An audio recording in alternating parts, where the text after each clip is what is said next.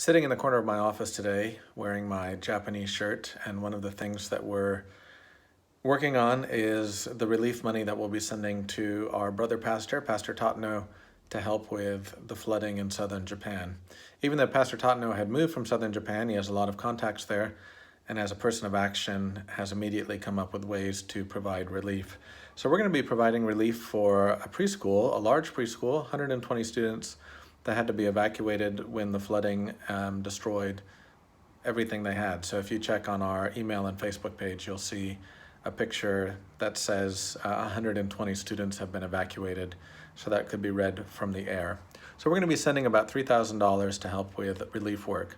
And it's a reminder that God has given us this special relationship and calling to Japan.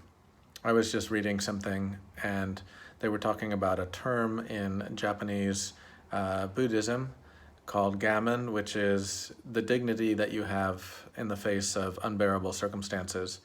And I thought that that was a helpful term as we go through COVID, the dignity that we have as we go through unbearable circumstances. So if you're finding our current situation unbearable for whatever reason, that's a helpful term. And it was actually a term that described many of the Japanese when they were interred in internment camps in the Second World War. Well, I want to thank you for those who are praying for Pastor Carl and his family, especially his son Tim, as he's having surgery and is in the hospital. And so we want to pray for the Zimmermans as they go through this medical crisis. I wanted to let you know, too, that we'll be receiving initial sketches and proposals for the sanctuary rebuild in the next week or so. And over the next month, we'll be preparing a proposal to present to the council to look at different options and then to share with you. So even as we are still in this strange time, we are finding ways to kind of connect and build and grow. We've entered into a conversation with the Homeless Task Force as part of the police department, looking if there's sort of a new chapter that we can add to the work we had here with our feeding program.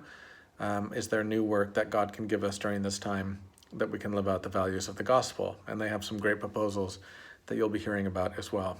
So a lot of good things happening, and thank you for your generosity. Thank you for your support of LCR.